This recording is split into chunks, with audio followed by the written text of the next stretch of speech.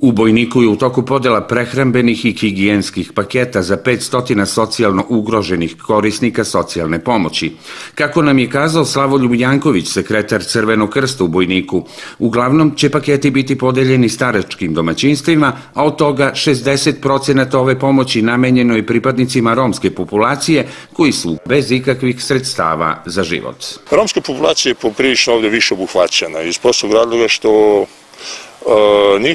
njihova deca praktično vrlo slabo se odrazuju u školu, tako da nisu pod udaru primanja dečje zaštite, odnosno te naknade, a i sami korisnici nalaze se na pauzama nekih 3 meseca preko centra za socijalni rad.